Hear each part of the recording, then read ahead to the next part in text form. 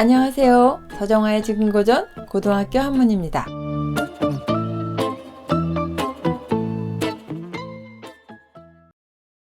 지자도 천려에 지혜로운 자도 천번 생각에 필요일실이요.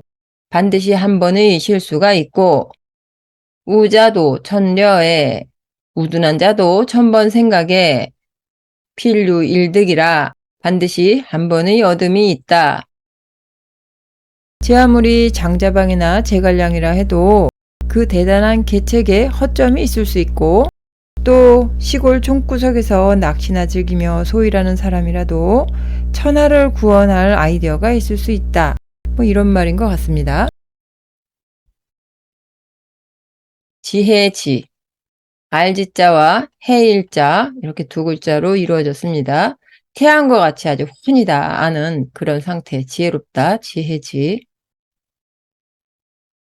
생각하려.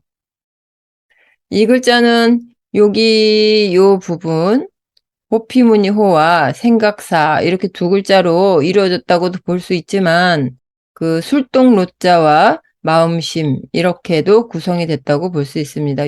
여기까지 이 부분이 다 이제 술동 로자고 그 아랫부분 여기가 마음심자죠. 네, 이렇게 따로따로 볼 수 있는데 성부와 의미부로 봤을 때는 이제 이게 술독 로자잖아요. 소리가 로죠.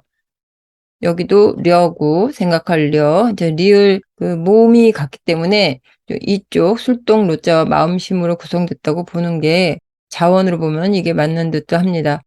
어쨌든 부수는 이 마음심자입니다. 일천천. 또 있을 유자가 있죠. 오른손 우 여기 이게 이런 게 그대로 가면서 이런 형태로 나타나죠. 오른손 우. 자, 그래서 또자 오른손과 여기 고기 육자가 있습니다. 달월이 아니고 고기 육입니다. 오른손에 이제 고기를 들고 있으면서 고기를 갖고 있다 라는 의미로 이 있을 유자가 원래 갖고 있을 유자예요. 타동사로 쓰이는 글자고요. 그래서 뭐뭐가 있다 라고 우리는 보통 번역을 하는데 뭐뭐를 갖고 있다가 좀 더 정확한 의미가 되겠습니다. 있을 유, 갖고 있을 유. 어리석을 우. 긴 꼬리 원숭이 우자와 마음 심자 이렇게 두 가지로 구성이 됐습니다. 마음이 어리석다. 그래서 마음 심자가 주요 의미 부수고 긴 꼬리 원숭이 우자 이 우가 성부가 되겠습니다. 긴 꼬리 원숭이 우자를 이렇게 한번 보면은요. 자, 이 글자에서 사람이 자가 왼쪽에 들어가면 짝 우자가 됩니다. 배우자 할 때 우예요. 쉬엄쉬엄 갈차기 들어가면 만날 우자가 됩니다. 쉬엄쉬엄 가다가 누군가를 만났어요. 우연히. 그래서 만날 우자. 이 경우는 특히 우연히 만나다라는 의미가 있습니다. 우연히 만날 우, 그냥 만날 우라고 해도 됩니다. 진면자가 들어가면 붙어 살 우, 우거할 우. 누군가에게 붙어 사는 거 있잖아요. 예, 붙어 살 우, 우거할 우자가 되겠습니다. 얻을 득.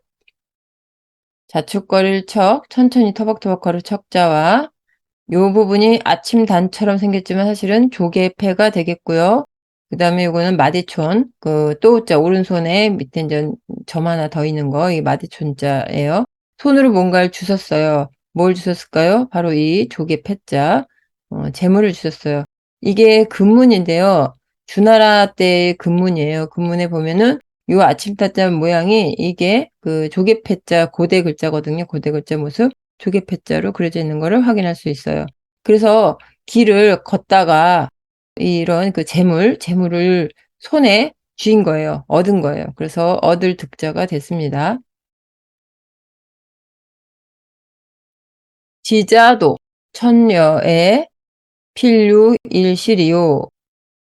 지혜로운 자도 천번의 생각에 반드시 한 번은 실수가 있고 우자도 천녀의 필류일득이라 어리석은 자도 천번의 생각에 반드시 한 번의 어둠이 있다. 지자도 천녀의 필요일실이요. 지혜로운 자도 천번 생각에 반드시 한 번의 실수가 있고, 우자도 천녀의 필요일득이라. 우둔한 자도 천번 생각에 반드시 한 번의 어둠이 있다. 이 문장은 사기 회음 후 열전편에 있는 문장이에요. 사기에 대해서 잠깐 설명을 드리겠습니다. 사기는 그 한나라 초 사마천이 저술한 역사서예요. 굉장히 오래됐죠. 기원전 145년에서 기원전 86년 사이의 인물인데, 사기의 편집 형식을 기전체 사서라고 합니다. 이거는 좀 편년체하고 비교해서 볼 수 있는데요. 기전체는 여기 이제 설명을 할 거고, 편년체는 보통 저 연도별로 역사 기록을 연월일 순으로 순차적으로 정리하는 역사서예요. 대표적으로 중국 춘추시대의 춘추라는 것도 편년체 사서이고, 우리나라 조선왕조의 조선왕조 실록 있죠. 그것도 대표적인 편년체 사서라고 할 수 있어요. 대개 이 연월일 순으로 쓰는 이런 편년체 사서는 그 당대에 기록했을 가능성이 아주 높죠. 당연히 뭐월 뭐일 며칠 날 이러이런 일이 이제 구체적으로 발생했다라고 말을 할 수 있으려면 그 즈음에 그 시절에 기록을 했었어야 되는 거니까, 편년체 사서의 경우는 그 당대에 그 실제 그 시기에 기록해서 완성한 그런 사서인 경우가 아주 많아요. 기전체 사서의 경우는 보면요, 사실 중국 대부분의 정사들은 다 기전체 사서 형식을 갖고 있어요. 우리나라 고려 김부식의 삼국 사기도 역시 기전체 사서예요.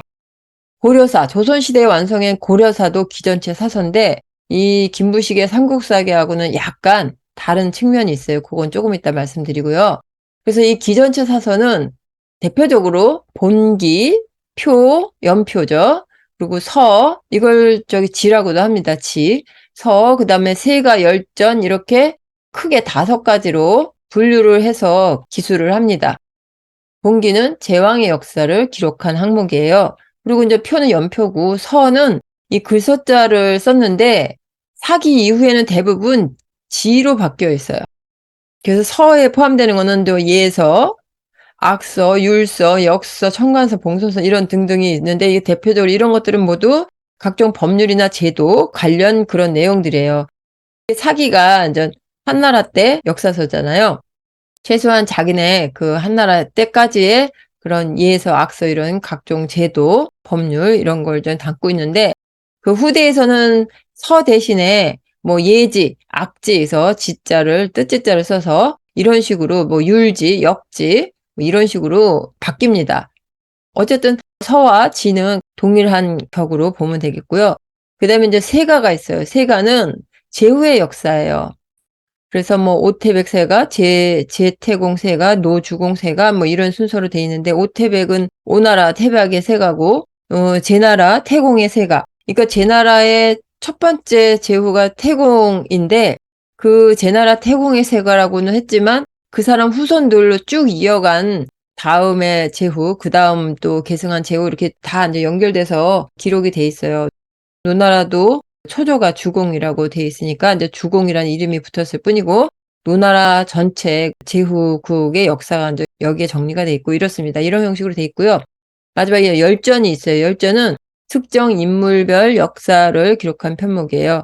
그래서 뭐 시작은 백의열전으로 시작됐는데, 지금 우리가 방금 전에 봤던 사기 회음은 열전, 당연히 여기 열전편 안에 들어간 거죠. 그래서 지금 이 여러 가지 형식 중에서 대표적으로 요 본기의 기와 열전의 전, 이렇게 요거 2개를 따서 이름을 형식을 기전체 사서라고 한 거예요. 그래서 기전체 사서에는 본기와 당연히 열저 이 2개만 있는 건 아니죠. 세가, 지, 각종 지, 또 연표 이런 게 다 있기 때문에 일단 기전체 사서 속에는 이런 형식들이 기본적으로 갖춰져 있다라고 보면 되겠습니다. 그래서 기전체 사서의 경우는 대개 그 왕조가 멸망하고 나서 그 다음 왕조 때 대개 기록이 되는 역사서예요. 사기 같은 경우는 한무제 때 작성된 거예요. 이 사마천이 그 시대 사람이잖아요. 그래서 여기 보면 본기 제왕의 역사가 그 마지막으로 작성된 게 그 한나라 무제, 효무가 한나라 무제를 말해요. 무제. 효자는 그냥 기본적으로 붙여요. 무제의 그 역사까지만 기록이 돼 있고, 그 이전 때 진나라도, 통일 진나라, 진시황도 이렇게 기록이 돼 있고, 그 이전에 주나라 때 봉기도 있고, 그 이전에 은나라의 봉기, 그 이전에 하나라 봉기, 또 그 전에 오제 봉기라고, 이 오제는 황제 헌원, 전욱고양, 제것고신, 용임금, 순임금, 이런 사람들은 사실 전설상의 제왕들이잖아요. 그런데 이것도 또 역사에 편입을 시켜서 이렇게 기록이 돼 있습니다.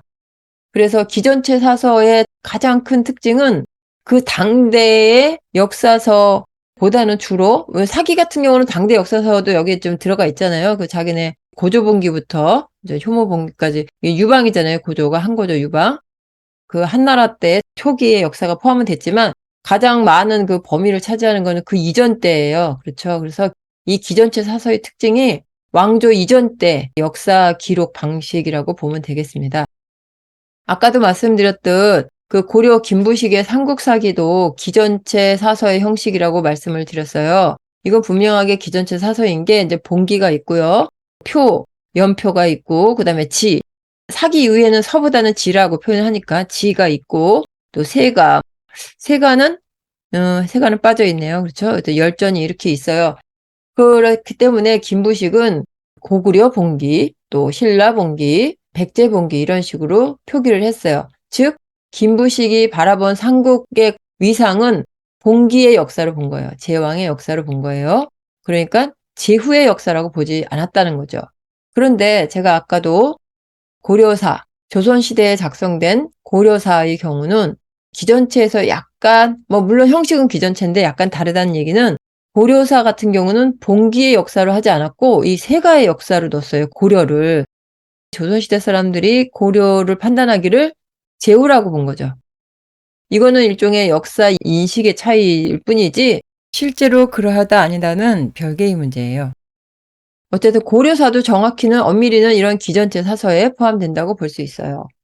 기전체와 편년체, 역사 기록에 크게 두 가지 형식이 있다라는 정도 기억을 하시고 대부분의 중국의 역사서 정사들은 이 사기처럼 기전체 형식을 갖고 있고 우리나라의 그 유명한 조선왕조실록 같은 경우는 편년체 사서라는 점을 알고 있으면 되겠습니다. 조선왕조실록 보면은 태조부터 해서 태조 몇 년, 몇 월, 며칠 무슨 일이 있었다. 그 다음날 며칠 무슨 일이 있었다. 이런 식으로 기록이 돼 있거든요. 대표적인 편년체 아주 완벽하고 완성도 높은 편년체 사서라고 할 수 있어요. 조선왕조실록이요.